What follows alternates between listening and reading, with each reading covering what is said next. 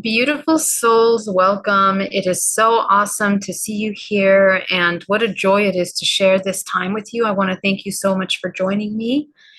Um, we are on day 14 of Cycles of Death and Rebirth in our 30-day challenge. Good evening, welcome. As you guys are trickling into the live, I'm going to go ahead and share this, and please go ahead and share this also if you feel that you find value in what I share and in some of the things that I talk about. Today's topic for day 14 is talking about how to transmute trauma from your lineage. Essentially, we want to talk about how to heal trauma in the lineage, and it's essentially from our 30-day challenge of cycles of life and death, understanding life, understanding death, understanding our process as this soul incarnating into the physical at this time. I'm currently traveling right now, so I am not in my regular home base. So I do hope that our internet connection will be wonderful for this time. I think it will. And so, yeah, so let's get started, guys. We have a lot to talk about.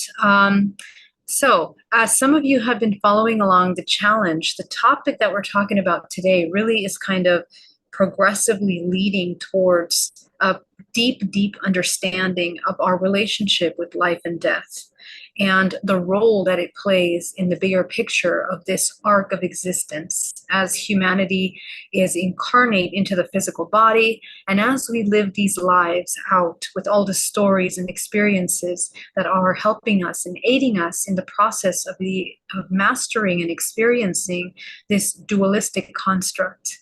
Each one of the experiences that we have in our life are essentially designed to pull forward the soul closer to unity as we are traveling in this fractalized, refracted expression of all of our potential, this infinite potential encased inside of this physical vessel, which is then the vessel of experience that is going to allow you to enter into your highest ascension. And so there are certain parts of this that we are learning, that we are training ourselves how to master, how to work with, how to translate these experiences into growth, into evolution. And we are learning not only through our own personal experience, but by looking at those that have ascended, that have reached higher states of awareness and consciousness, beginning to understand the mastery over this little physical vessel and how to live this life experience in a way that is most compassionate, healing, that is super supportive and expansive, extremely co-creative. You are a creative creature. You are a being of creation. Everything from the cellular level to the biggest expansive expression of you is designed to create. And through this emanation of vibrational frequency and infinite potential, we are learning how to mold and move and direct this creative energy into something that is healing for ourselves.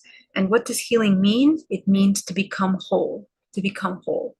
So as we are in this process of becoming whole in the bigger picture, as you are waking up consciousness and remembering yourself as a whole being, a whole universe, this tiny little life, this fractal of yourself embodied in this personality, in this physical vessel, is essentially experiencing all the things that you are in order to remember, okay, what you are not. And that is really what this ancestral healing is really about.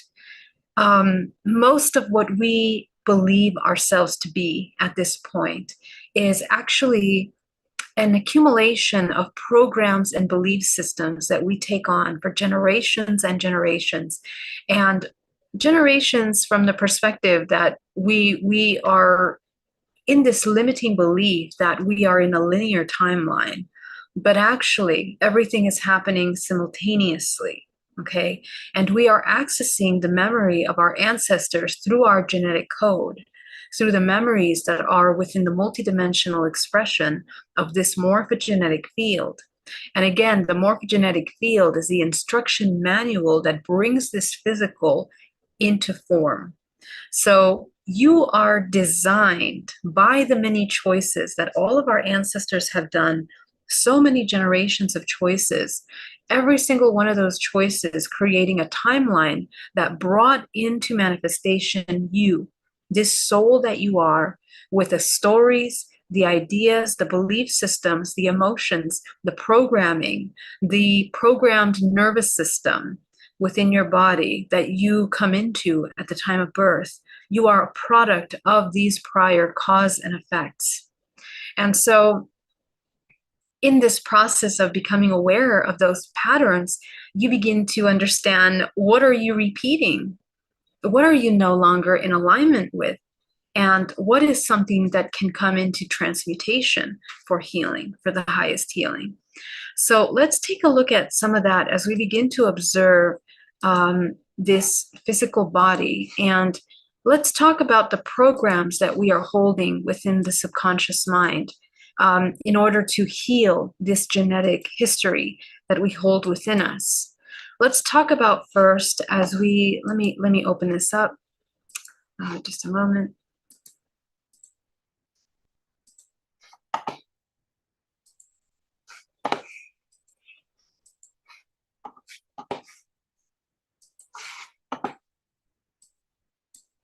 Here we go.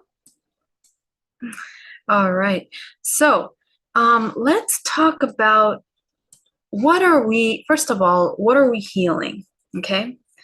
And so many times we've talked about creator states, and the level of vibrational frequency that you hold within the body, all of the belief systems that you're holding on to are essentially helping you come into a realization that you are this multidimensional organism of experience. Okay? And so when we talk about becoming this multidimensional organism of experience, your physical body is very much an instrument that allows you to process these multiple experiences. And this organism is designed biologically, bioelectrically, through all of our energy centers in the body that process bioelectrical charges that translate information. And this information is frequency, which translates into the body as bioelectrical charges that come in through the skin, that are absorbed through the layers of our tissue, our muscle, going into our through our five senses, translated through that vibrational frequency through the five senses into the many organs of our body, and organized within the system through the chakra bodies. The chakra bodies are ranging from the lowest frequency, the slowest wavelength, into the highest frequency, higher moving, faster moving frequency, all within the physical body. And in the three-dimensional realm, the majority of the density of the three-dimensional realm is a much slower, heavier frequency, which is why we deal with physical things that are physical, that we're actually holding within our hand, that we can touch and we can sense. The molecules in our hand are touching against these other molecules that are creating a network, bioelectrical network of information. And so as we interact with our surroundings and we transfer, heat transfers, bioelectrical charges within our environment, we are like sonar waves through these vibrational frequencies. In a way, we are navigating our environment. And so this engine of frequency processing information is through the endocrine system, which produces biochemical charges that trigger our responses to these external experiences. Now, if you truly understand this process, you begin to understand that a lot of the reactions that we have are actually being produced through the memory system of the body, okay? And we hold within our body a certain memory that is allowing us to access genetic information And the memory that we hold within the body is everything that is programmed. What is the program? They are the belief systems and core understanding instructions for how we respond to external triggers. So these programs are layers of information that are both emotional, biochemical, bioelectrical, and our physical body implements these programs based on what is being triggered through these frequency charges that the body takes on, reads, translates through the chakras, and then directs into creation in the physical body. And our creation are the following. We create through our five senses, okay? Through our five senses are the translation mechanisms of all of our creation. Our most powerful direct creation is through our speech, the vocal sounds, the sounds and the frequency patterns that we create through our mouths, through our lungs, through our cord box within our throat. We are beginning to create vibrational frequency, which then creates patterns that communicate to this external world information. And that communication, which we are using through vibrational patterns, is one of your most powerful creations, one of your most immediate creations, most tangible creations through our vocal cords. And so next, of course, is after our voice and our sounds and what we are speaking is, of course, how we are emoting, the emotions that we take into this world. And those are bioelectrical charges that are created as a result of this biochemical system in the body. And so every single one of the emotions that you feel is a charge in your body that shifts the way that you are holding frequencies in your body. And how you are holding frequencies is defined by how your chakras are processing those information. So some of you might have expanded root chakras, expanded heart chakras, expanded third eyes. The way that shape of your body, the way that your body is expressing these fields of information in your body are completely moving constantly. Your entire multidimensional body is constantly moving. It is contracting and expanding. So not only are you a fractal of the universe, but your body in itself is creating patterns of contraction and expansion. Now, your vibrational signature, which is the vibrational frequency that is the collective, the whole frequency that takes into account all of the frequencies that all of your chakras are creating and creates one whole signature, vibrational signature for your whole organism. That is made up of certain frequency patterns. Those frequency patterns are the product of the contractive and expansive movement that your multidimensional body is doing. And your multidimensional body is moving every moment of your day. Okay? Now, the healthier we are, okay, the movement, the contraction and expansion of this field, the more synchronized your contractions and expansions are with your intention and with your present awareness, the more harmonious and the more symmetric your multidimensional body looks like. What is that? When the physical body comes into perfect symmetry, we begin to create organized patterns of information in the body. Okay? And these organized patterns of symmetry within the body create this geometric patterns, which are measurements of time and space created by the bioelectrical charges, the influxes of bioelectrical charges in your body. When we are navigating in an emotional state that is extremely low, like fear or survival, for example, the entire body changes its geometric construct. And that shift in geometry is nothing more than the expression of a spin rate. Okay? So how does this function? Lower bands of frequencies, lower emotions, slower moving bandwidths of emotional frequencies. Okay? How do they look? They're slow, they're long, and they're wide. Okay? Slower bands of frequency patterns create slower movement within the multidimensional body. And that slower movement, those slower wavelengths are not moving in a fast frequency.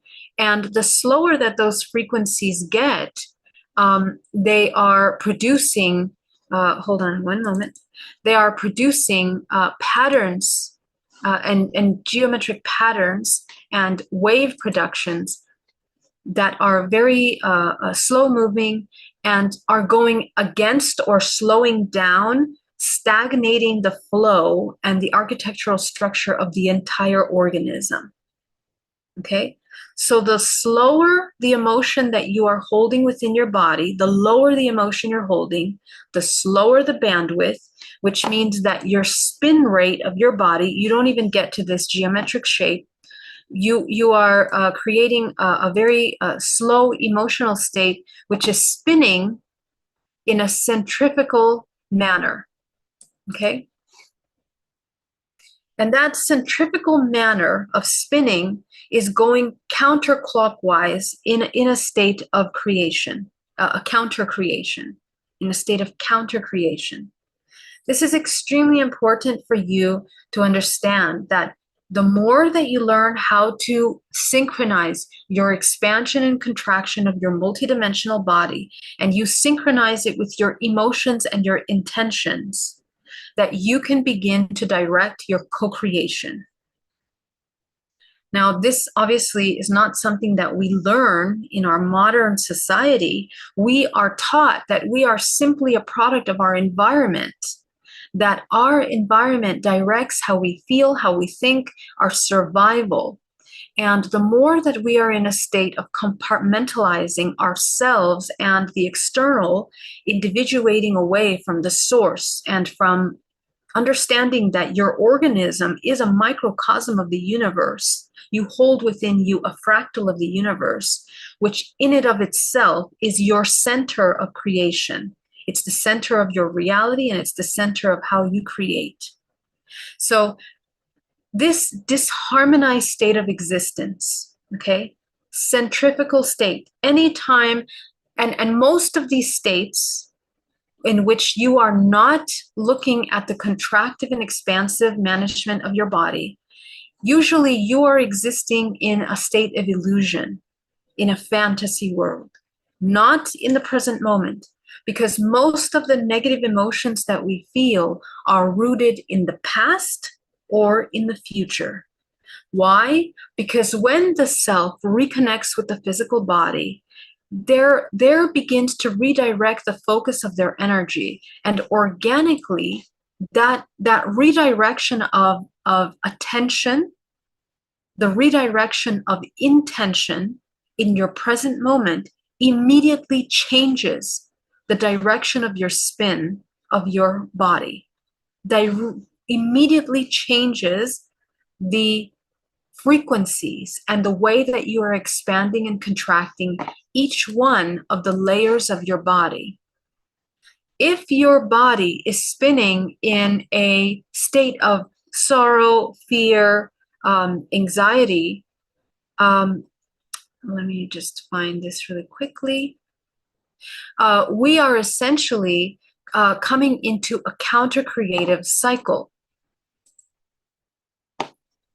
Okay, and this becomes extremely self-destructive because you are believing something that is not existing in this present moment.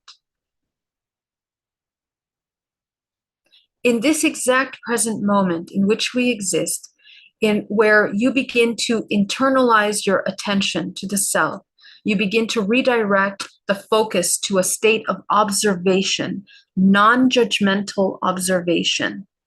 This is where you begin to step outside of this compartmentalizing mechanism of separation.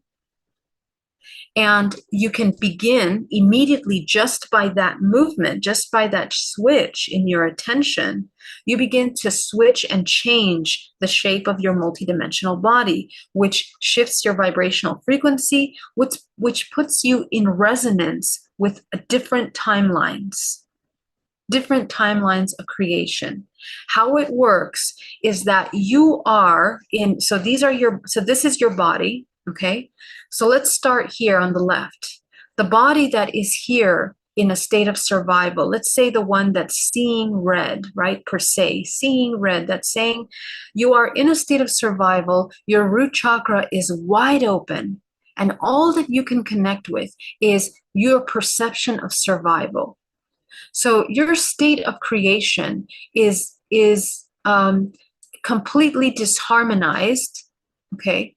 And the programs that we are holding are in a state of anxiety, stress, fear, disconnect. Now, if you connect with your physical body and you are literally in the state of a very dangerous moment when you are literally, let's say, falling off a cliff or being in an extremely dangerous environment in that moment, and most of the emotions that you come into are not going to be sorrow and anxiety.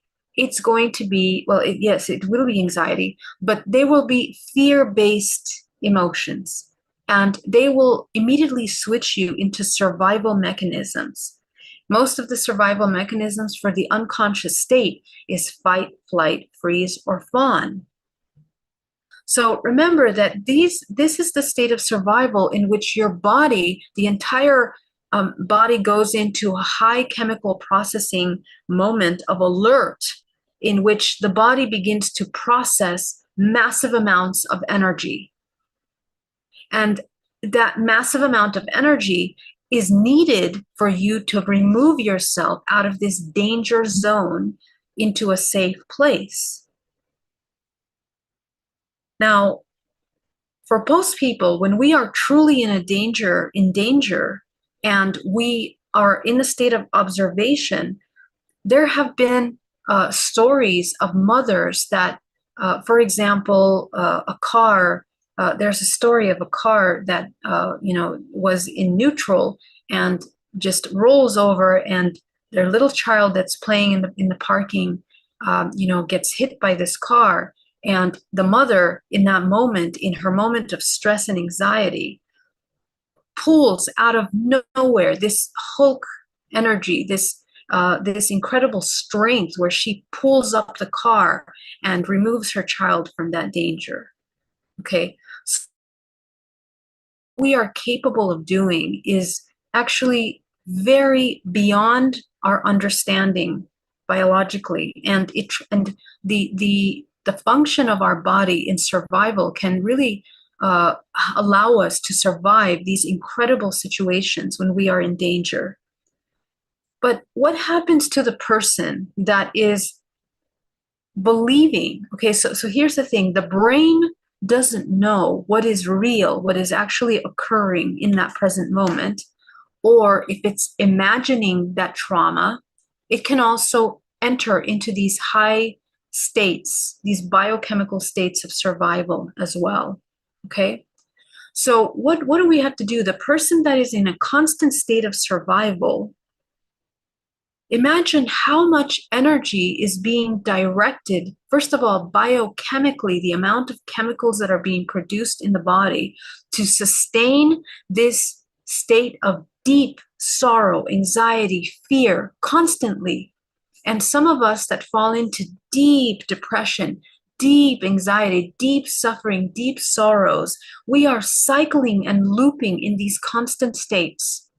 The amount of life force energetically that is depleted from the body by being in states of suffering, in states of fear for prolonged amounts of time, scientifically, medically proven to cause tremendous amount of stress on the body. And this begins the deterioration of the telomere growth. the deterioration of the biochemical harmony, balancing in the body, the the the knotting up of DNA. Our DNA literally, instead of coiling into a beautiful harmonic geometric structure, it begins to knot up. The knotting of DNA over these long, extended times of stress and anxiety in the body create tremendous amount of impact in your biological structure, in your holographic structure. And energetically, your multidimensional body begins to create tears, openings, blockages, okay? All kinds of things that begin to affect the body, multidimensional, non-physically, and physically within the body. This self-destructive state, which again does not exist for the most of us in the present moment. In this present moment, right now, you are seated, you have a roof over your head, you have, food, you have warmth, you have all of the basic needs for you to survive presently in this moment. And now redirect your attention to the internal. You have air, oxygen entering into your lungs, which keeps you alive. And as you breathe deeply down to the base of your spine, redirecting your attention and your awareness to the present moment, allows you to reconnect to your organism, because even if you don't have a roof over your head, even if you don't have warmth around you, even if you don't have food, within this physical organism, you have everything that is required to sustain this organism into a homeostasis by reprogramming and hijacking the brain to respond in the way that we need it to respond. That is how powerful our brain functions. And this is also how we are able to heal our body with just our mind, utilizing the tools that the body provides for you to self-regenerate at a cellular level your body. Because the language of the universe and the language of this organism is frequency. This is the construct in which you have come to be. It is a frequency. And when you learn how to master the vocal cords, the manifestation, the intention behind what you speak, you begin to create your body, your mind, and then your external expression. So what happens when we are in a counter-creative state? The knotting in your DNA that you are creating by coming in this consistent state of suffering as a result of not being in the presently in your body, reconnected with your body, creates mutations in your genetic code, which is stored within the morphogenetic field, within the holographic construct of your body, which is stored within the biochemical memory through the nervous system and passed down through generations. Now, the mitochondria that holds on to this aggregate copy of the before is holding on to generations and generations of this ancestral memory that's passed down. So if our ancestors existed in war, if our ancestors existed in severe sexual abuse, trauma, anger, suppression of anger, in the idea that we cannot utilize our emotions, we cannot express our emotions, can you imagine the amount of trauma that is stored within this physical body? You come in as this infinite potential, as infinite potential, as energy, as life force, that when the egg is germinated by the semen, creates an explosion of life force that is encoded with a frequency of your soul essence. And immediately at the time of that inception, in which you come into being, there is a photograph of the universe that is encapsulated at that time. Okay, the photograph of the universe that is encapsulated at that time is matching everything, all the frequencies in the universe that create the landscape of what will emerge and how the soul will process that information as it emerges into being. And when we are gestating in the womb, we begin to process and integrate our genetic data from the ancestral lineage that we have come into. This ancestral lineage is holding programs that are then selected by the mother and the father, consciously or unconsciously, and creating an environment in the womb from which our programming will begin to emerge. So during the 9 months, or however many months you are gestating in the womb, and the number of months that you're gestating in the room also in the womb, pardon me, has a very significant role also in the development of your multidimensionality. Okay, the 9 months. Every single one of those months, there is a gestation process that elements of your body that are extremely important to the full development of your multidimensional body, not just your physical organism.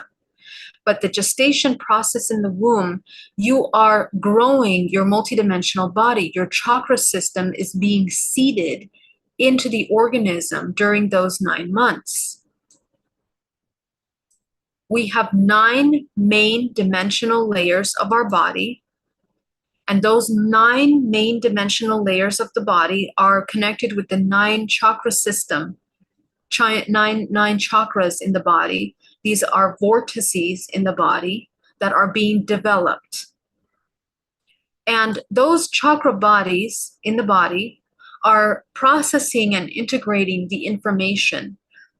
So the time of birth and the astrological picture of the vibrational frequency of what you are is recorded and synchronized with your ancestral lineage and the information that you are going to express as a soul in this entire lifetime. We choose this lifetime before we even incarnate. We have already lived this life. It is when you begin to wake up consciousness that you begin to remember who you are. And that is because you have already created this lifetime. You have already lived the entire expanse of this lifetime. However, how we come into this realm is defined by how whether we learn our purpose. And the first purpose that the human has is to remember why they incarnate into this physical. First, why you incarnate in this ancestral lineage. And you will be able to identify that by understanding your programming that you inherited within the first 7 years of your life. Within the first 9 months within the womb, the structure of the morphogenetic field is being built for your organism. 9 dimensional layers of your body are being built from the outside in. Because through the morphogenetic field, again, from this non-physical space, you are brought into form. And as you are brought into this organism, this beautiful little organism in the womb, you come into manifestation holding all of these programs.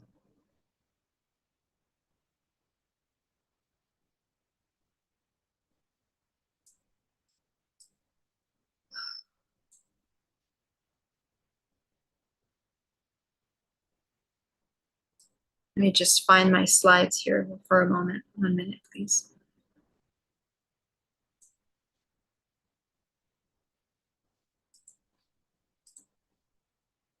Okay. So our umbilical cord, which is also another coiling system, okay?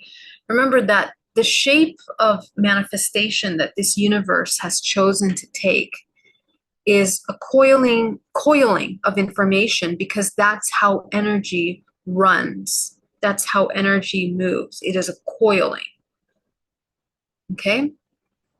And so the coiling process of information, where we are being fed life from our mother during the gestation process, is a runway, is a holographic runway, both of plasma and also information, genetic biological data, which feeds us, nourishes the body, but also it's a holographic construct. If you look at the multidimensional body of a fetus, the life force is being fed in and through this cord. And so there's a very important element here that the child begins to develop its multidimensional body before the physical comes into play. And that is all defining the archetypal constructs that this soul is going to experience in this realm. It begins to form already during this gestation process. At the time of birth, when you go through the birth canal, you experience the second individuation. Your first individuation was from the source as you come in as this fractal. And that is designed through the morphogenetic field by accessing all the information from your ancestral lineage, which brought into manifestation your soul, your physical vessel, which will encase your soul, which is the infinite potential. And so what happens is that during the first 7 years of your life, you then begin to form your chakra body. Your main physical chakra system is then developed in the physical body. The holographic projection of the chakra body is then developed from the womb until the age of 7.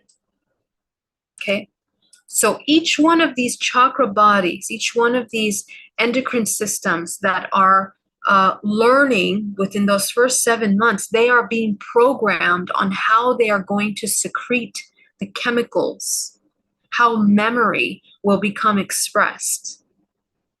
Okay, so essentially how we begin to process this information through our bodies is a memory that we begin to activate. And we need to wake up consciousness. And most of you children, you are already very much aware and awake at a very early age, because again, when we are in the womb, we are operating and more aligned with the cycles of nature. Okay. And what that means, and the next topic, our next video, day 15, which we will discuss tomorrow, is essentially discussing how we are looking at how we are experiencing life and death, how we align ourselves with the cycles of life and death. Well, as children, we are deeply interconnected with nature. Most of you, as children, you are able to, some of you connect with plants, some of you connect with animals, some of you can see beings around you, because you are fully wide open. You are completely connected. And during those 7 years of your life, all 9 bodies are accessible to you. It isn't until the 7 years where these programs, as a result of the experiences, as a result of the patterns of frequency that impress upon you through experiences, emotional responses, that the physical body begins to program itself. And our first process in this physical construct is survival. Okay? What we need to learn is the ethics of survival based on your core values, your morals, and your core ethics, which as a child are in alignment with nature. And as we become programmed, come out of alignment with nature. Matrix programming is the separation from nature. It is the individuation, the inverted individuation, the compartmentalization of the self as separate.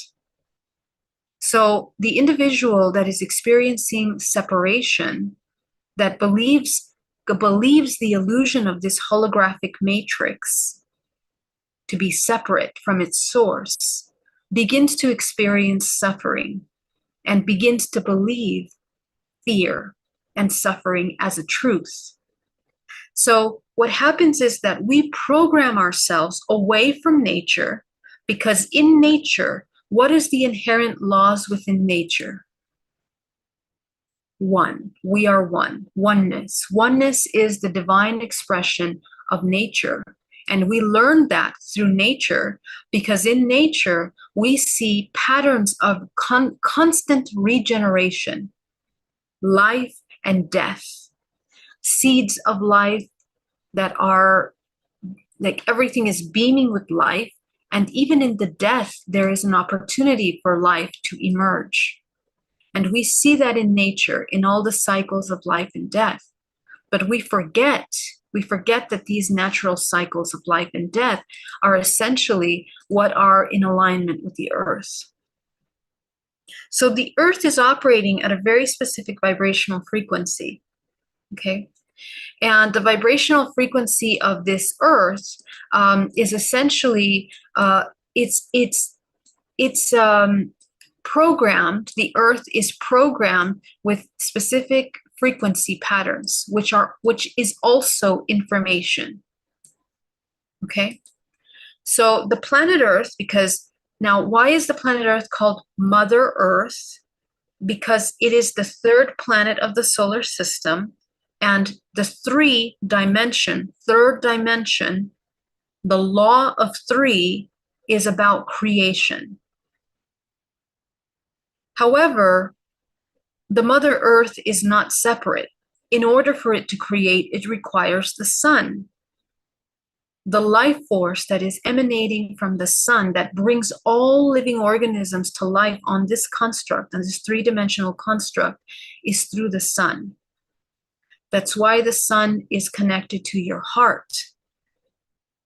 Okay, your heart chakra is deeply connected to the sun. When you have a broken heart, when you are disappointed, disconnected, broken, in pain, in states of suffering, what your entire body will suffer as a result of this system that is impacted by the imbalance and coming out of harmony from your connection to these natural cycles.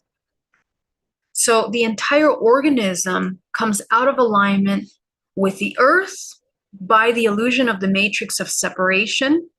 We believe that we're a tiny little dot here. Let's see, on this continent down here, we're just a tiny little insignificant dot, completely separate from the whole. But nothing could be further from the truth, because that tiny little dot that's right here is charged with a vibrational frequency that is a fractal of this entire cosmic universe. And in reality, this tiny little fractal is a microcosm. It's a microcosm of the universe. So when you look in the mirror, you just see your physical vessel. But if you would see yourself with your interdimensional vision, which you all have, your intuitive body, when you begin to go inside and look at the layers of your bodies, to look what's in there, what are you holding in there?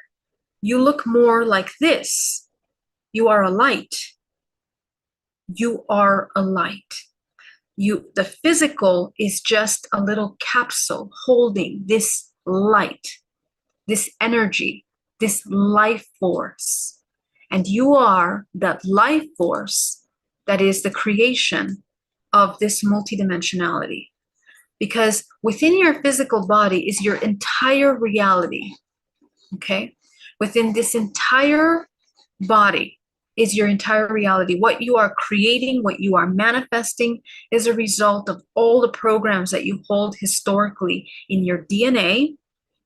And you are writing the DNA of the future. You are writing future timelines by the choices that you're making. What are you creating? You are creating through your five senses. You are creating with your thoughts. You are creating with your emotions. Your vibrational frequency brings you in resonance with other human organisms in which you are interacting with. And those other human organisms are connecting to you through resonance. The town that you live in, you are there by resonance. The country that you live in, you are there by resonance. The family that you incarnate, the people that you interact with, all the people that come and go in your life are there by resonance. Nothing is random. Absolutely nothing is random, because we are in a synchronized, intelligent universe of creation, experiencing through the third planet of the solar system, the Earth creation. That's what you're here to experience. And you have many fractals of yourself that exist on different planets, different solar systems, different frequencies, different manifestations. You have access to all of that memory through your DNA, because all of that memory is encapsulated within your genetic code.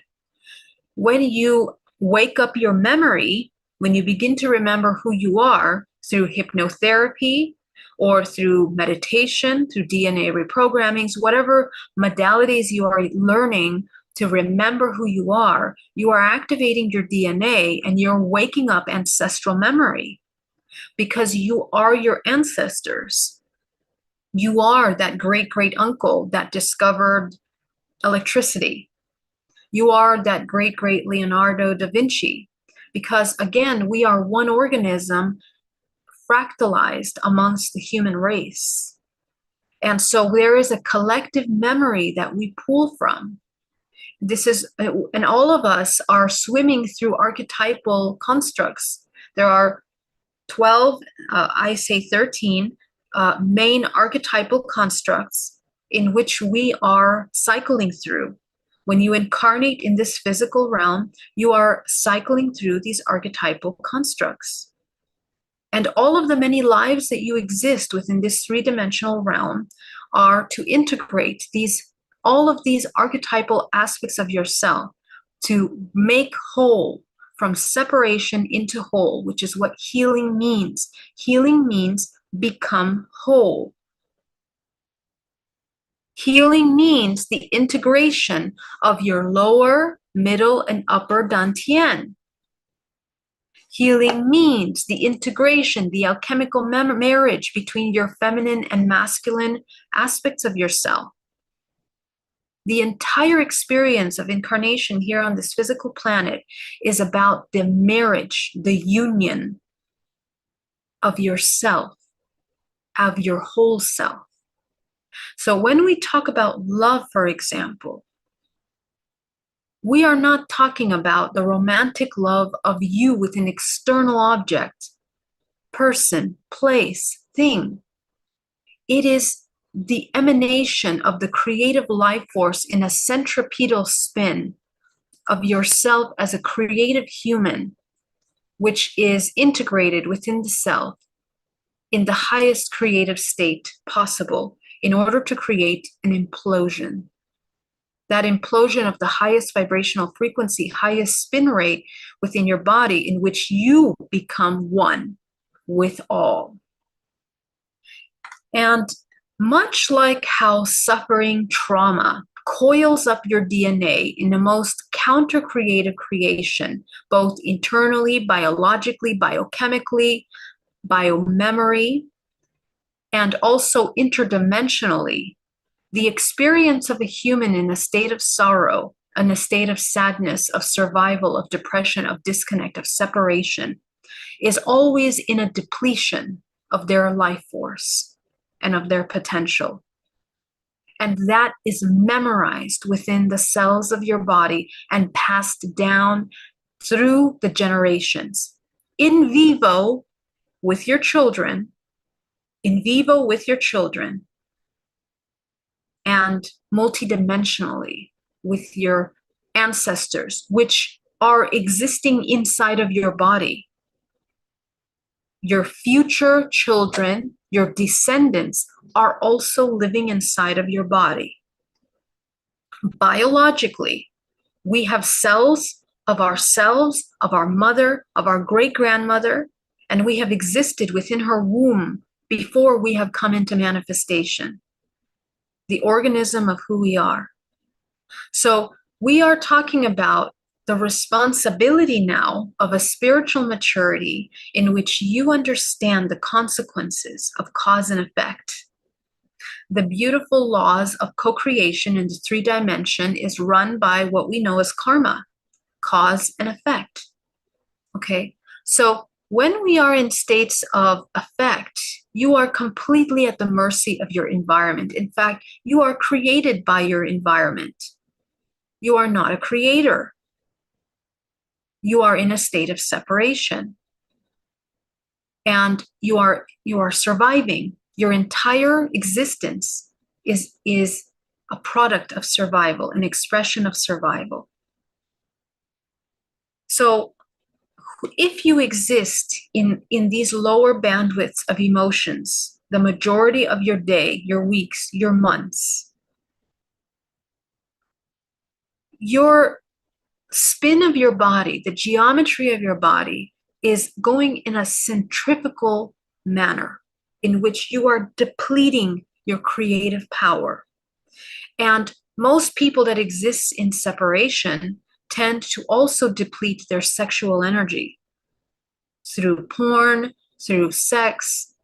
And as I mentioned earlier today in the conversation of a panel where we talked about love and relationships, remember that the human, every ejaculation, we have 400,000 little semens that are being expressed. Those are all potential lives. Those are all potential souls that we are releasing from this organism. Energy does not just disappear. We transform that energy into something. And so our intention behind our existence is extremely important, that we are deeply connected with the intention and awareness of the cause and effect of our thoughts, emotions, actions, because all of them either keep you in depletion or in creation in a centripetal spin. As we go up the levels of creation, the responsibility of being a conscious being is completely shifting in how you are manifesting your life. And how we heal ancestral trauma is by beginning to break these programs, the illusion of separation that you are continuing to exist in this present moment right now. Because again, it is already written, your life has already been written. This is why when we wake up consciousness, we begin to experience synchronicities, we begin to experience miracles, we begin to experience these very incredible creative experiences that bring us more and more into alignment. Well, guess what?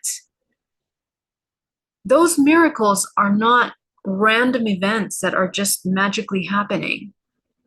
When you come into alignment with yourself, you begin to wake up consciousness and you remember why you're here. And since you've already designed this life, and since your ancestors have brought forth the manifestation of your soul into this moment for creation, now life, you're going to speed through life in a very conscious, present moment creation, intentional creation, as opposed to survival, where you're lost. You don't even know why you're here. You don't know what you're feeling. You don't know why you're feeling. You don't know why you do things. You hurt people. You cause suffering to other people and to yourself continuously without any conscious awareness of why or how.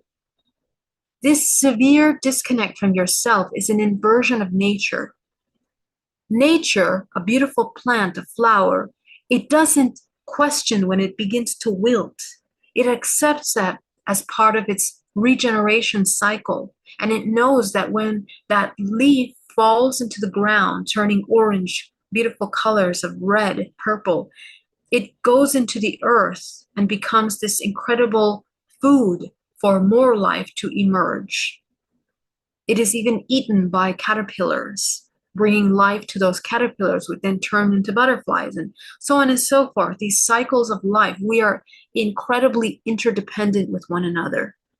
So to heal our ancestral trauma, to transmute trauma from the lineage, you have to first become aware of who you are. And that is not fantasies of I'm an Arcturian, I'm an alien, I'm this, I'm that. All of that comes later through the visual of discernment of your archetypal manifestations. First comes the presence with your organism in the now moment, your awareness in this physical body, and your awareness of your emotions, the awareness of your intentions. Every word that you speak has meaning, and you understand the consequences of that creation. Many organisms and beings that exist in higher dimensional civilizations are existing in telepathic communication, in instant manifestation, where they intend something and it happens immediately. Okay, just like the Jedis in the Star Wars films, when they intend something through the mastery of their presence and the presence of other unconscious organisms around them, the one that has creative power is the one that is fully present in their body. And the one that is fully in their power through that presence has mastery over others. Now, this awareness is inverted and manipulated in this matrix by a system that knows you inside out, that understands how you function before you learn how to function.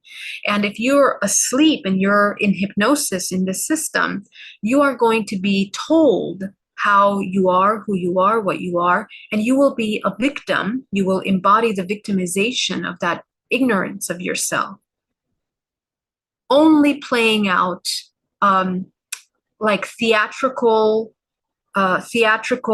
illusions of what true power really is.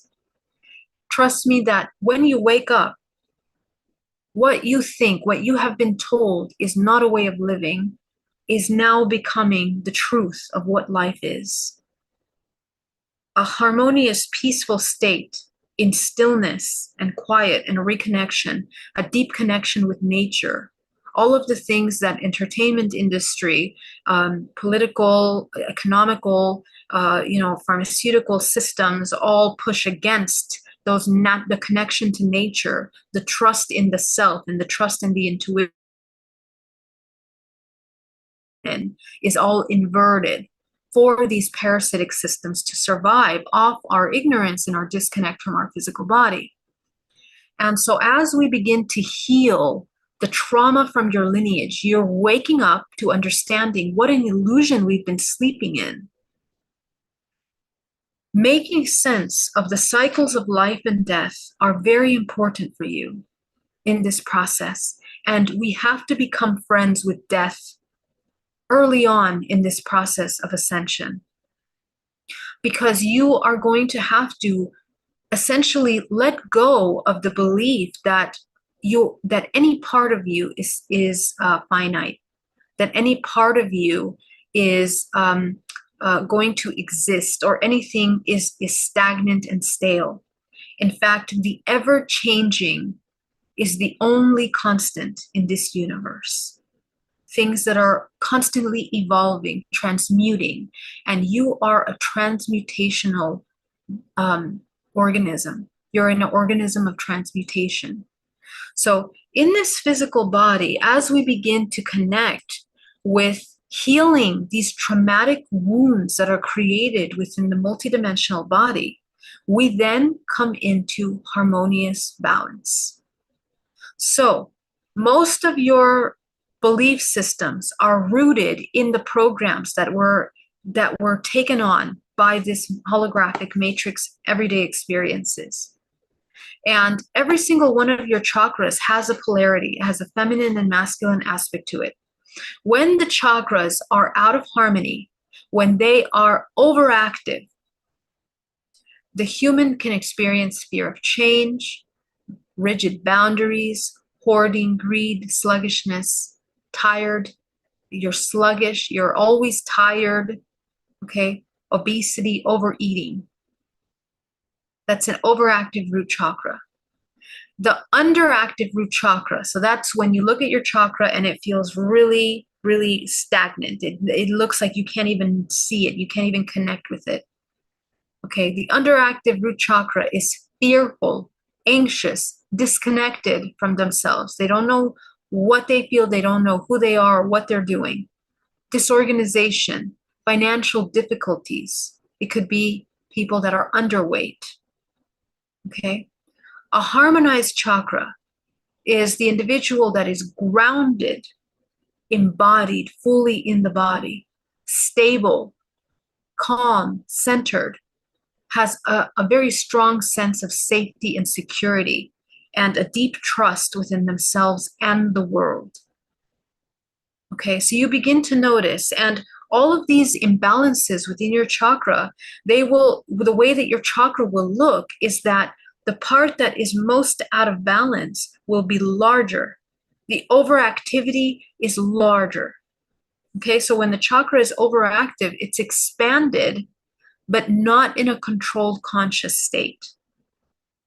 When the chakra is contracted, it's underactive. So again, no mastery over your contraction and expansion of your multidimensionality. This is why in meditation, I train you to begin to shrink your chakras, your root, sacral, solar, so that you can begin to bring back out of that disharmonized state. And when we shrink the chakra, we're also rebalancing underactive chakras, right? Because when we shrink down the overactive, we begin to rebalance the underactive. Both chakras have to be closed at the same width. I say the size of a dime. And when we reopen them, we open them back into 6 inches. Okay, 6 inches wide is a balanced chakra body from the first 3 chakras. Okay, so sacral. When we have an overactive sacral chakra, we have poor boundaries. We have overwhelming emotions that we cannot control and we don't know how to manage. We have chronic guilt, shame. We go into people pleasing. We tend to be impulsive and moody, and we are unstable. When we have an underactive sacral chakra, we have rigid boundaries, curated, addictive. All the addictions are underactive sacral chakras. Self-neglect, self-criticism, low libido. Okay? When we have a harmonized sacral chakra, we have emotional awareness, we are creative, we are connected, we are in fluid movement, we have a passion for life, and also can have a sexy, healthy sex life, a sexy, healthy life. Okay? So this is very important because, again, one of your most powerful primordial life forces is your sexual energy. And one of the ways that this matrix severely fractalizes the human soul to be able to incarnate in the cycle of unconscious repetition over and over and over again is through your sexual body, which is why all of the techniques of cultivating sexual life force have been hidden and suppressed for many generations. When the human begins to understand the spiritual understanding of our sexual body, now the human begins to have mastery over its creation, over its financial interactions and exchanges with itself and with the whole, with the collective.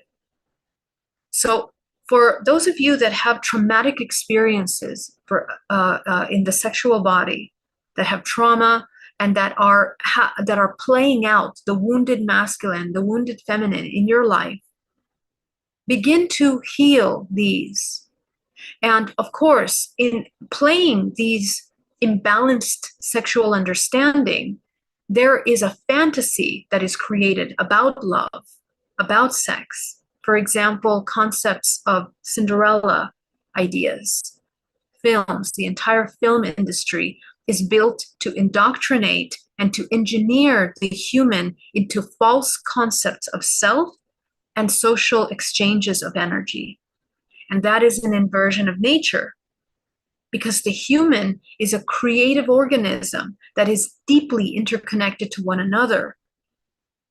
And the illusion of separation is one that destroys the ability for the human to integrate itself and to essentially ascend out of repetitive parasitic cycles of incarnation in this karma cycles in the physical realm. So let's take a look at the solar plexus. When we have an overactive solar plexus, we are aggressive. We have imbalanced intensity, abusive. It could be angry, rageful, uncontrollable anger, controlling, dominating, manipulative. Okay, so the underactive solar plexus is insecure. We have negative self-image, ashamed. We have a lack of courage. We are passive aggressive, to give an example. A harmonized solar plexus is assertive. It is confident. It is capable. It trusts and it knows itself and it knows its action. It is responsible. And responsibility is one of the biggest, most important parts of the human when it comes to a harmonized nervous system and also an empowered state of creation. And responsibility is something that is very difficult for someone that is out of balanced solar plexus in severe anger, because we come into victimization, hopelessness, helplessness ends up being our state. So to alchemize these programs, we need to take responsibility for ourselves. Many people hate the color yellow. The color yellow is not used in a lot of things. And when it is used psychologically to trigger very specific emotions. And you can study marketing through the Tavistock Institute to understand how this was programmed into social engineering very early on in our society. So we need to understand ourselves in order to alchemize and transmute the trauma, which is all based on these imbalanced polarities within our body. The heart, the overactive heart, is overly sacrificing. It's codependent. It's enmeshed. It doesn't know itself, but it loses its understanding of itself. It's jealous. It's clingy. It wants something. It believes that something external has more value than itself. The underactive is isolated, withdrawn, intolerant. It experiences profound loneliness and depression. Color therapy is extremely powerful therapy for those that understand how to use it. And this is why in healing trauma from our ancestral lineage, especially in DNA reprogramming, which I do with my clients, we use color frequency to begin to alchemize and transmute the trauma, because frequency is color, color is information. In order to harmonize the heart chakra, we experience caring, we become empathetic, we are compassionate, we make wise choices that take into account the self as well as the impact on the whole. That's what compassion is. You are open-hearted, loving. You can receive love and also give love. The throat chakra, the underactive chakra, is excessive speaking, interrupting, dominating conversations, incoherent speech, insincerity, lies, criticizing, either the self or others. The underactive throat is the inability to speak. It's timid, it's introverted, unexpressive, withholding truth. Okay? So we begin to look at some of the imbalances of the throat chakra. Now, I want to pause and mention the connection between the sexual organ, the sacral, and the throat chakra are deeply, deeply interconnected. Okay? So most stagnation in the throat can result from abuse and or neglect, overactivity or underactivity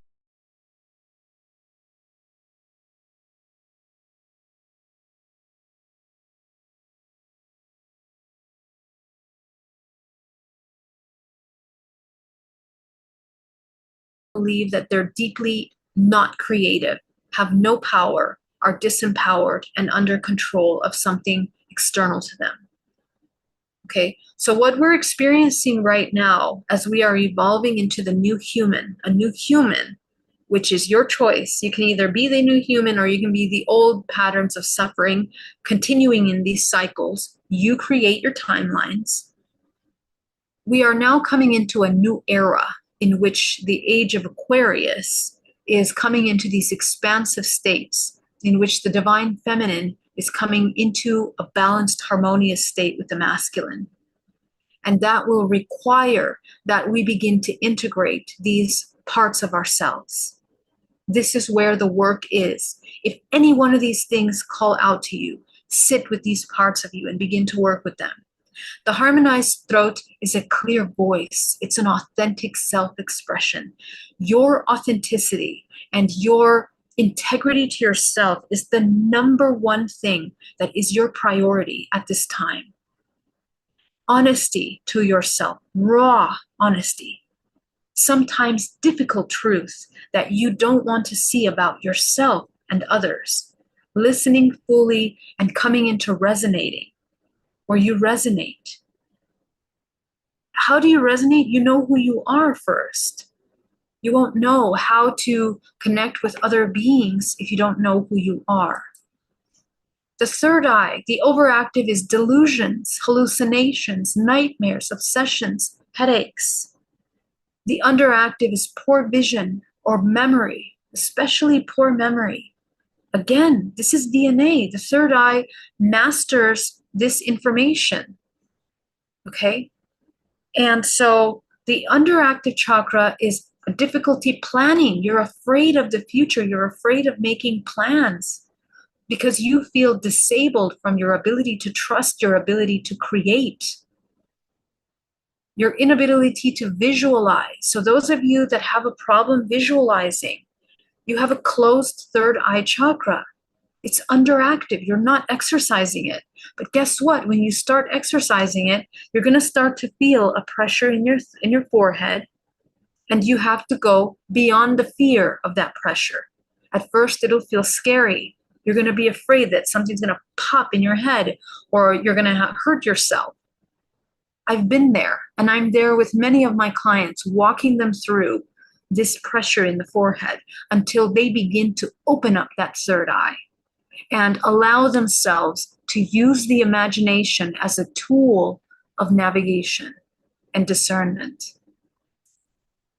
Okay? A fixed mindset and a lack of imagination is underactive.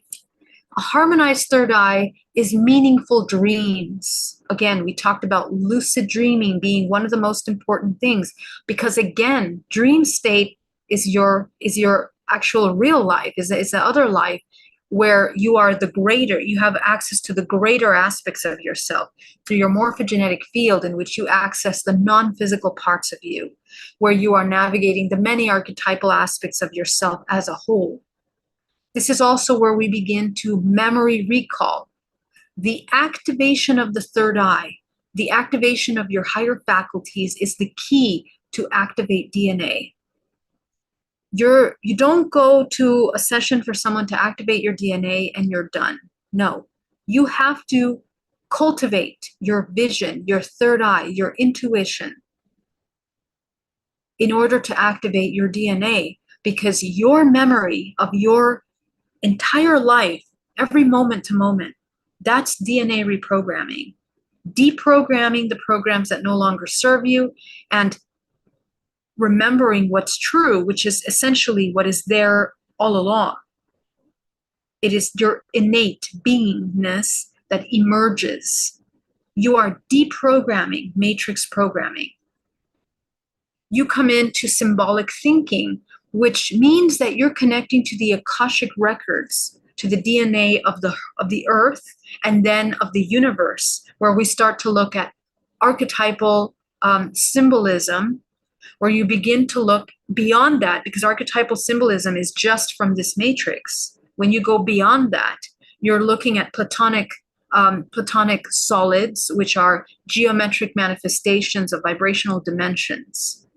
And so they then become the language that you speak, which is why people that are speaking light language are tuning into higher vibrational frequency information. Okay. Planning ahead, you can plan, you can perceive patterns, okay, because you are now looking beyond the matrix. Your crown chakra, an overactive crown chakra, is spiritual bypassing, okay? So this happens for those of you that haven't been on the spiritual path for some time. We feel that we've heard it all, we've known it all, we've been there, we've done that, but there's a very little implementation, true implementation of those basic core knowledge into the embodiment of your integrated self. And so we bypass information to bring us back into another state of dream state, a comfortable spiritual state, which doesn't exist. That's just an illusion. We also can have headaches. Those of you that have a lot of headaches, migraines, confusion, you're confused. You don't know what's true, what's not true. Disassociated from the body. This is one of the biggest things that we have in our society, is a complete disconnect of our emotional body. Every single human needs to learn how to reconnect with their body, be in their body, master this body. We are also becoming overly intellectual from the logical mind rather than from the heart, which is a compassionate, discerned, higher faculties in play. And we are using both those feminine and masculine energies to navigate our world. The underactive is overly skeptical, materialistic, apathetic, difficulty learning, lack of focus. We live in a constant state of doubt. The harmonized crown is one that has faith. Faith in what? In the self, the belief in the self, the trust in the self, wisdom. And remember that wisdom is not knowledge. Wisdom is the implementation and the embodiment of knowledge. Spiritually connected, we are connected to ourself and to our whole. We experience transcendence and divine guidance. Now, into the 8th chakra now.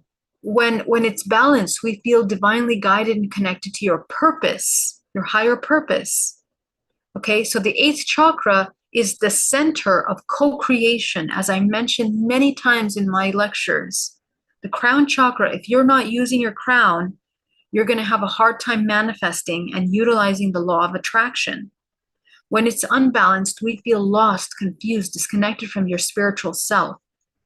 You are not connecting to source. The 8th chakra is the gateway to the source.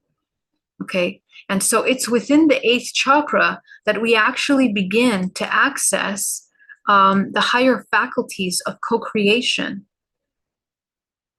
And how we are changing timelines is through the eighth chakra. Let me find that slide. Okay.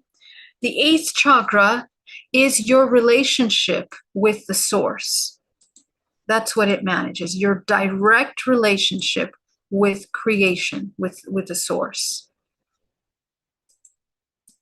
Okay. And so if you don't have a relationship with your source, then you are not able to discern and to co-create. The eighth is the gateway from the non-physical into the physical. And this is where that infinite potential begins to manifest into the physical. Okay. So DNA, the holographic system of your ancestral DNA, is processed through the eighth chakra because the ninth chakra is connecting to the DNA of the earth.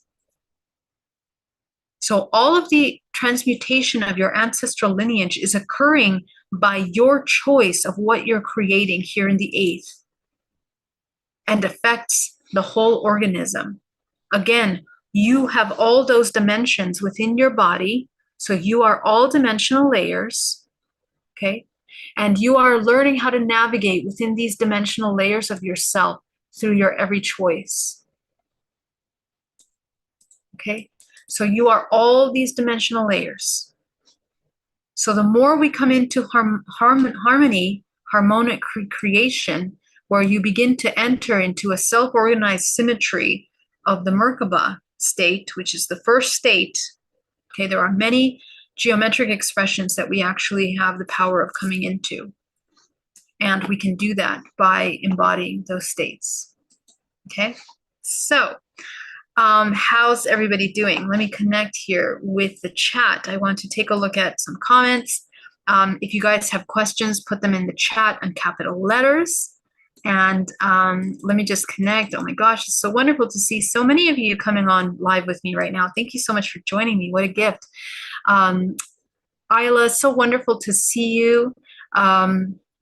Marilena, Cedric, so wonderful to see you. Roy Boy, love, love, love. Great to be here. I sing, thank you for being here. Nikki, Hope, Paula, thank you so much, guys. Ellen, good morning. Joe, welcome. Love you too. Thank you so much for being here, Joe. What a gift. I sing, I lift a 5-ton tractor as it drove up my back, then landed on my head. Wow. ND Life Review. Interesting. So you had firsthand experience of how it was to come into that survival state and where all your mechanisms come into play.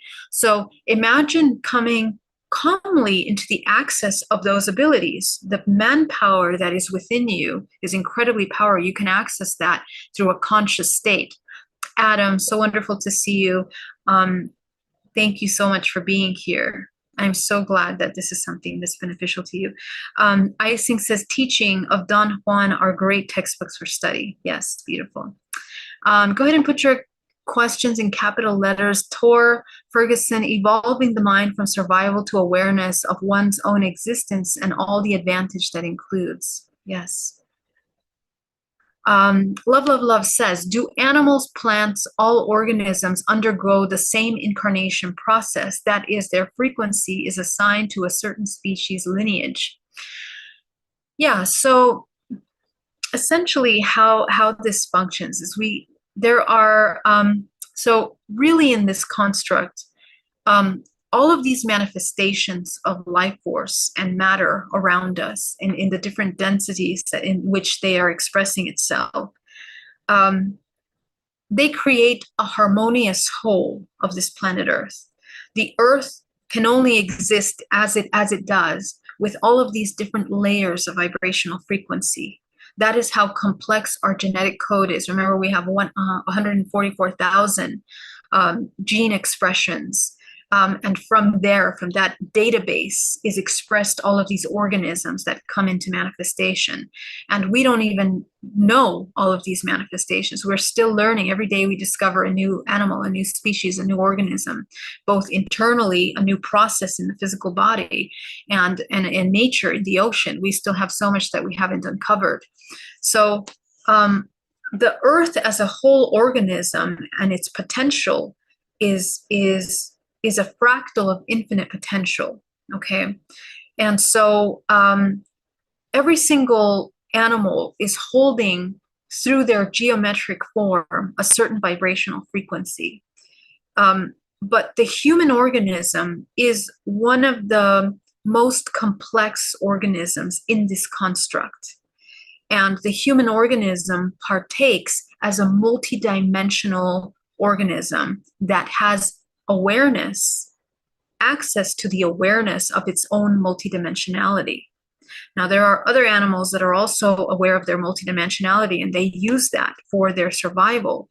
But the human is interconnected in that it becomes a vessel of the projection of this earth and its living organisms.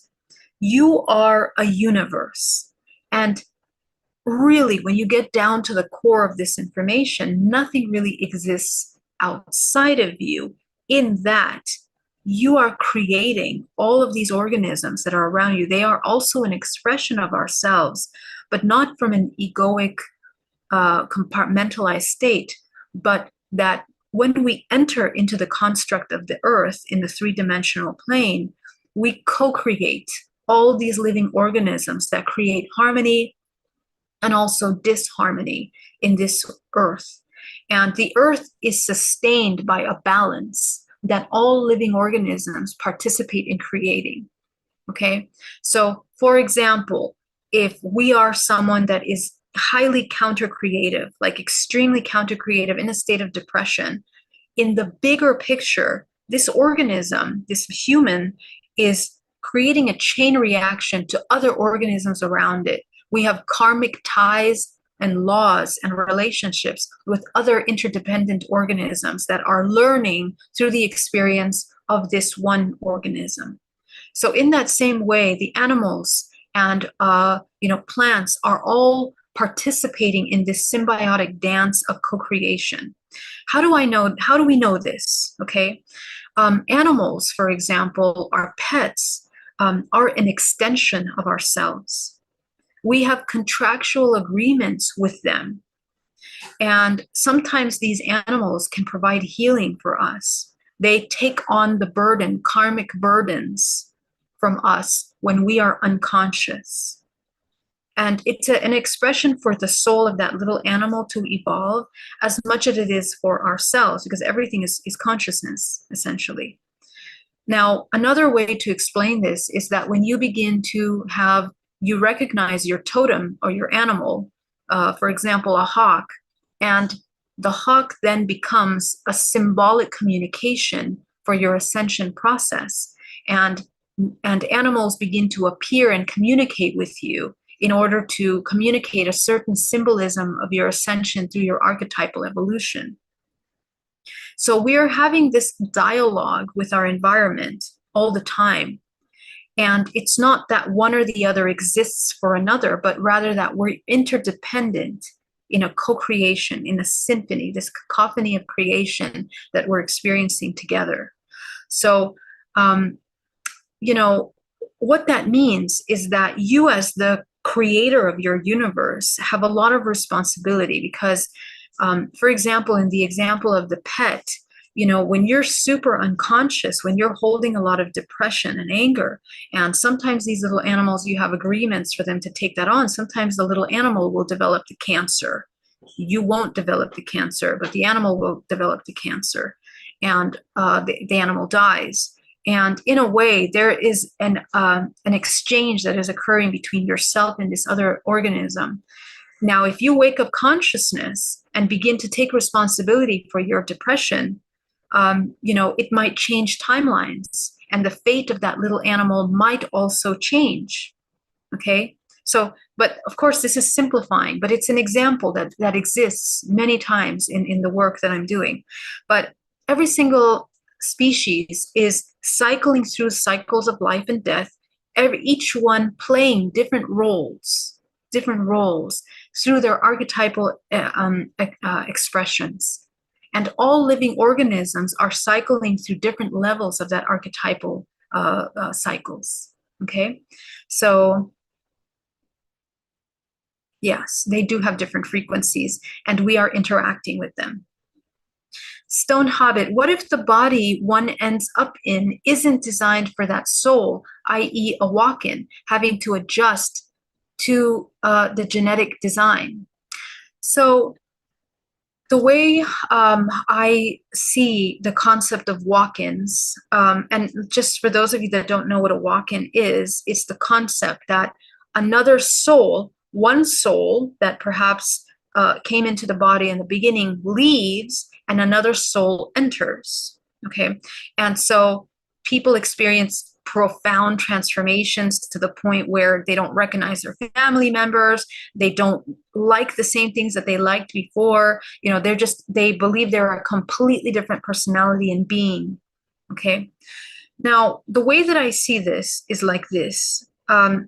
Energetically, because I can see the multidimensional body, when I see these kinds of cases, what I have observed is that it's not so much that a different soul comes into the body, but again, we are one. So a fractal of our soul, our other fractal of ourselves, now comes into play in the physical body. Now, because this system is so intelligently designed, interconnected, interdependent systems, there's really no such thing as something being wrong or a soul coming into the wrong body, for example. There's no such thing. And the reason for that is because any manifestation of life force that enters into a three-dimensional realm is manifested through a morphogenetic field in which millions of organisms participated in the manifestation of that one soul. Millions of organisms. Millions of timelines have aligned for your soul to come into its manifestation. There is no individuation. To say that a body is encasing a soul that doesn't belong there, you would have to be separate from this symphony of creation, which is not true. We are so deeply interconnected to one another genetically, just by our genetic code as 144 gene expressions, just turning on and off to create another organism. We are really becoming aware that you came into that physical body for a reason. That experience was absolutely necessary. Not only that, but let's say sometimes a higher octave of your soul will enter into the body. The higher octave that comes in as this walk-in has access to different genetic codes that is related to that higher octave. But it doesn't mean you're not genetically connected to the previous memory of this family. Okay, the walk-in soul is here to continue the ascension, the progression of this soul. There is no separation. And in my humble opinion and experience, I don't believe that they are two separate souls. They are one soul that is refracted, that is fractalized, and coming into this manifestation. Okay, so what the new octave is coming into, just Stone, to just end that, because this is an amazing, huge topic that deserves a lot of detailed attention. But to answer the question a little more broadly, the new soul that enters into the body is coming at a higher octave, always higher octave. Okay, and there are even hybrids, which only means higher octaves of higher activated DNA aspects of ourselves that come into manifestation.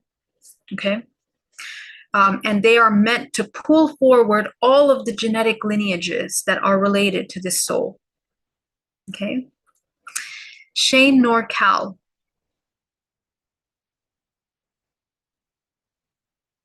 Oh, let me know if you have a question. Great to see you here. James, thank you so much for that super chat. You are so wonderful. Thank you. I greatly appreciate that.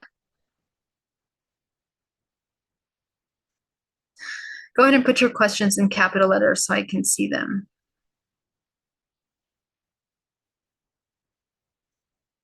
So many amazing comments, guys. I'm so sorry. I wish I could read all of them.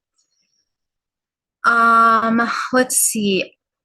Carissa says, reason for long-term memory loss during Kundalini awakening. Okay, so this is a huge topic. We should have an entire class on this, okay?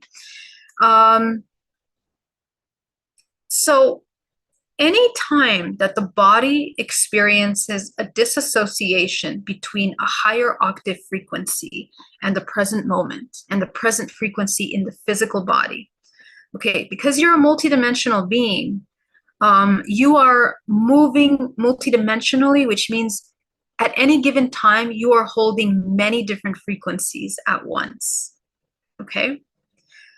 Now, in some cases, when we have awakenings, now Kundalini awakening, again, it's not just about the root chakra or sexual energy coming into that awakening.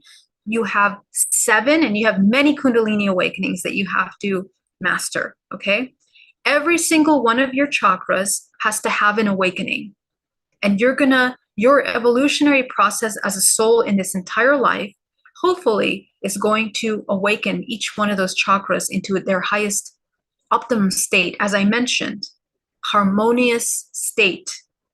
That is the Kundalini awakening of each of those chakras, that you bring each chakra into harmony from those imbalances.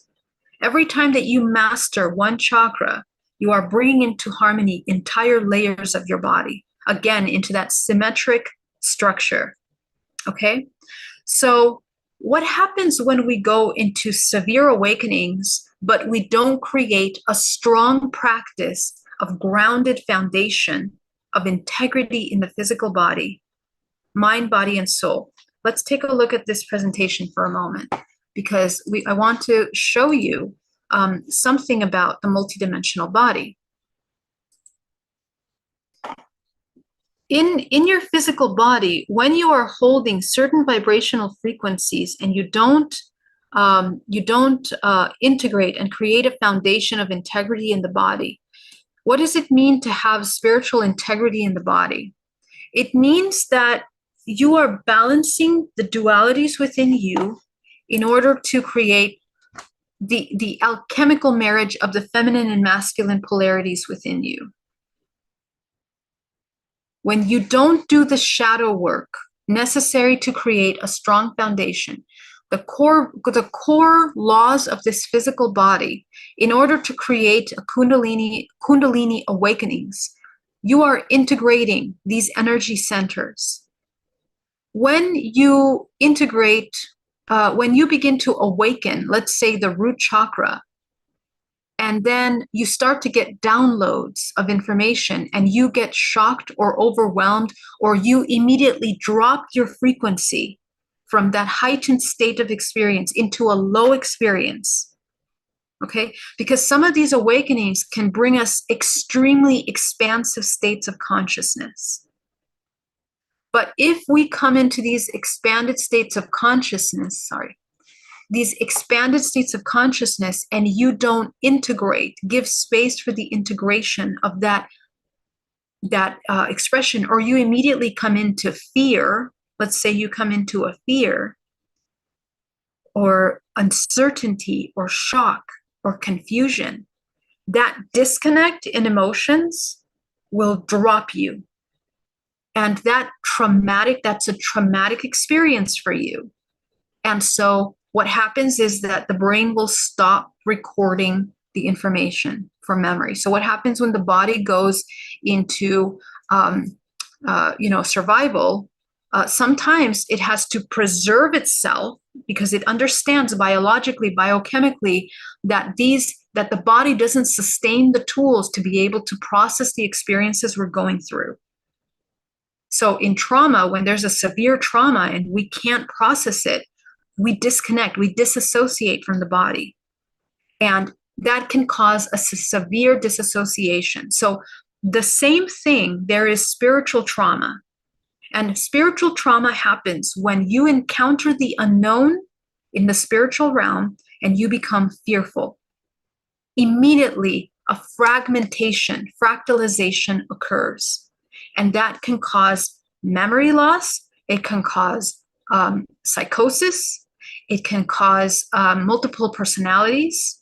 This happens a lot when people overuse chemicals for their spiritual ascension, like ayahuasca or psychedelics. If you are constantly using psychedelics, you are only operating from your feeling pleasure body, the sensation body. You're not really moving anywhere spiritually. You remember, wisdom is not the same thing as knowledge.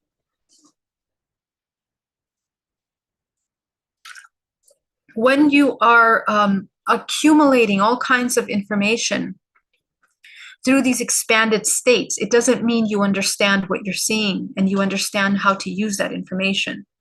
You have to integrate that into the body. That is actually how you create this body right here. This body that creates the Merkaba, what shape do you think this creates here? The Merkaba. You see the upper cone and the lower cone when it comes into integration in the heart, unified in the heart, the yin and yang that it comes into, it begins to integrate through the heart, through the love, through the heart body. Remember, how does the heart integrate into the physical body? We begin to spin through the heart. Life force begins to spin through the heart into an infinite cycle, into a centripetal spin. Okay? And we begin to coil DNA in a harmonious manner. Okay? So, spiritual ascension is not that's why there are very important foundations that need to take place before you are starting your spiritual journey, which is why the basic techniques, the core techniques, are absolutely paramount. Do you know how to be in the present moment? Do you know how to master yourself in the present moment? Do you know how to control your emotions? If you don't have emotional mastery, this spiritual journey will be extremely difficult for you because you have to go through a roller coaster of unknowns. And your lack of mastery in your emotional body will cause a tremendous disassociation in your ability to understand truth. How is your relationship with the unknown? How are you in states of fear? Are you afraid, disconnected from yourself? Take a look at that. And so to heal this, to integrate this memory, we have to go back to the basics. Come back to your breath, come back to the body, learn how to cultivate your energetic field, build your auric body, heal the holes in your auric body, and your memory will begin to come back. And remember, access to the memory body is through the emotions, bioelectrical charges, biochemical memory within the nervous system. So you have to follow the emotional trail back to that moment of your Kundalini awakening and get really, really honest about the emotions that were there, the environment. You have to look at yourself, study yourself, and your state of expression in that moment, and begin to understand what is happening to you, okay? All right. Alchemist Alexander says, would blockages in the teeth and ears count as throat or third eye blockages? Yes, absolutely. So again, the body has this beautiful self-organizing mechanism where we are holding vibrational frequency from the lowest to the highest, okay? And so every part of your body is organizing information in that way.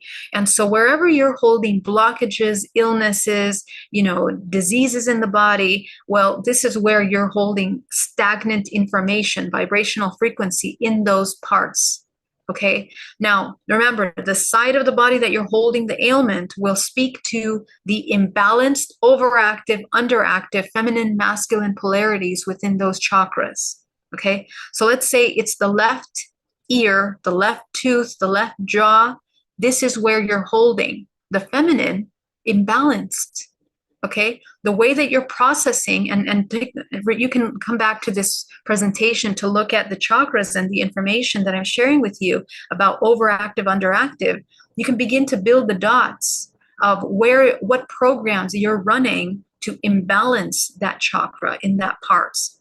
And so these charts are like cheat sheets. I didn't have this when I was awakening. So all of this stuff I had to find out on my own. So I invite you to sit with yourself and begin to look at these programs that you're holding within you simply by connecting with the imbalanced teeth or ears or the throat, and allow that pain or that discomfort to open up the emotions that are trapped within there, and name out those emotions and go into those emotions, as I've explained on this channel many times. Okay?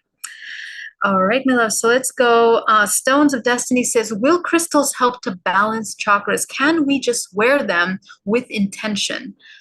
The answer is no, okay? And the reason why is because crystals, although crystals are vibrational frequency, and crystals are kind of like DNA in that they hold memory.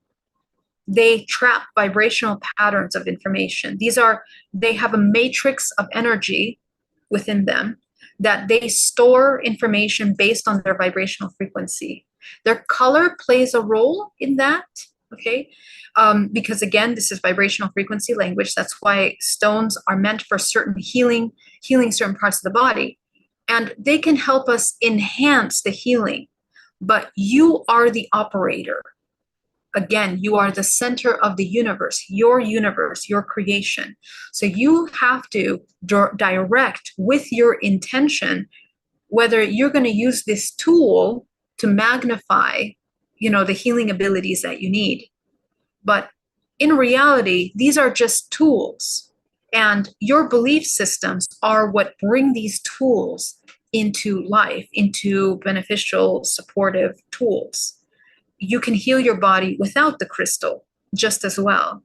So it's important to understand that they're beautiful to have around. My house is covered in tools, crystals. But what I've learned, and I've learned this through my own experience because I was crazy about them. I would buy them, I would wear them all the time, and I strongly believed. And there are certain crystals that help enhance certain conscious states. For example, moldavite, which accelerates your spiritual ascension, a very powerful crystal. And it can magnify you when you are unconscious. They have a lot of effect on you when you're unconscious. But when you're conscious, you can direct what your relationship is with the stone. And you work with that element to heal yourself, to heal others, to do things. You are the operator. So we just need to understand that it comes from here first. Okay? Alex, thank you so much for that super chat. Alchemist Alexander, how do you feel about non-psychedelic mushrooms like lion's mane or reishi? Fantastic tools. I drink them almost every day. They are amazing. Mix them up with, I forget the other one, lion's mane, reishi mushrooms, and what was the other one? I forget the name. I'm so sorry. But I'll put it in the chat. But these are powerhouses, and they are wonderful for your immune system, and very healing. And some of you are probably experts on mushrooms, so if you have any information, put it down there.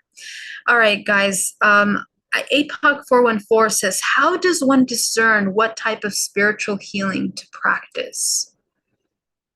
Spiritual healing to practice. Well,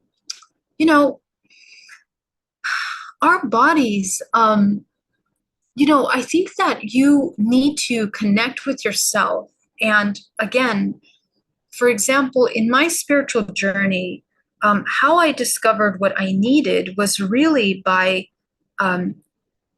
getting to know myself. Okay, that's really all that I did in my process, is to sit with myself and question, why am I the way I am? Why was the pursuit of truth. And my invitation to you is refocus your attention to the pursuit of truth, your most raw truth. And along that path to truth, it will be very easy for you to discard distractions, because there are all kinds of healing modalities in this world, but in reality, not all of them are going to support your pursuit of truth. In fact, you might not even need a lot of these external healing modalities, because at the end of the day, you are the only one that heals yourself. Okay? So for you to connect with yourself and to ask why you are how you are, who you are at the core, the observer, who is that observer that's sitting there within the core of yourself, observing the world through the five senses, experiencing the world through the physical body and the five senses. When you connect with that soul essence, the pursuit of truth becomes very clear to you. And this is where a lot of all these ancient wisdoms are also rooted in that pursuit of truth.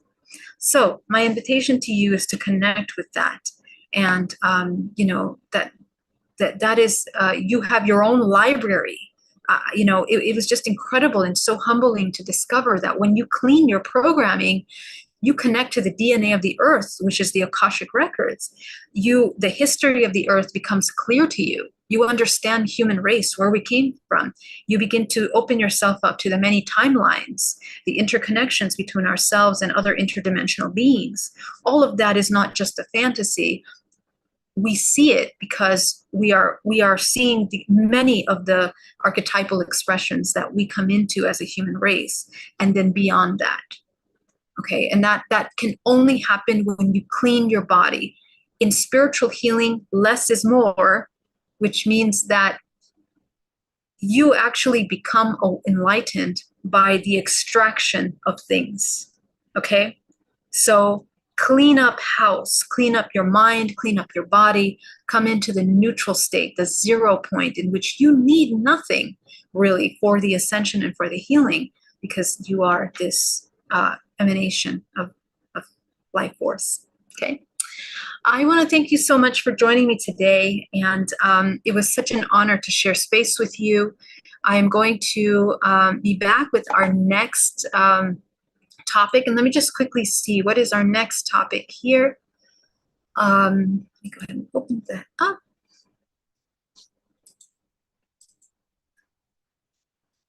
What you can look forward to in our next conversation. And for those of you, we have so many people that signed up to the program. You will find the course material online, as well as these recordings. And I want to invite you. I'm actually hosting a really awesome workshop on alchemical transmutation. Hold on a second. Let's do one thing at a time here. Let me find what we're going to be talking about next. Day 15, aligning the organisms with cycles of life and death. Okay, so we're going to talk about how we come into alignment. But I would love to invite you guys to join me to a very powerful workshop that I put together that focuses on alchemy, on especially sexual alchemy, with this Valentine's Day, which, many people celebrate romantic relationships, but I want to take the opportunity to bring your attention to the deeper understanding of what love is from the alchemical perspective, that you are here as an alchemist to begin to heal and to become one. So what is the alchemical union for spiritual evolution? What role does sex play? Okay. How do you cultivate and harness our most powerful primordial life force for ascension? I have this question all the time. So we're going to dive deep into all of these topics, understanding feminine and masculine energies, sexual traumas, clearing and healing of these in order to access deeper vulnerability, deeper intimacy, sexual transmutation. What does that mean? How do we access that? and cosmic awakening in the body, which means that, again, this memory that you begin to activate, how to heal with sex, how to direct that sexual energy for healing in the body. These are tools that have been hidden for many, many, generations. And really, it's time right now that trust me, that these topics are going to become pretty mainstream in the next 10, 15 years.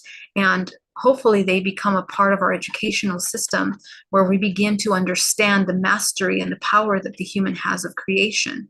Because people that are in parasitic relationships, either with themselves or with others, are actually in these counter creative cycles, feeding into these ancestral traumas that are passed down through the generations. So go ahead and please join me for this. It's February 15th from 5 p.m. to 7 p.m. I will see you in the class. It's a private Zoom program that I'm sharing with you. And as always, it's been such an honor to hold space with you. Thank you so much for joining me. I'm very grateful for your super chats. I am deeply, deeply grateful for that. Thank you so much for joining me, and all my love. I'll see you soon. Bye.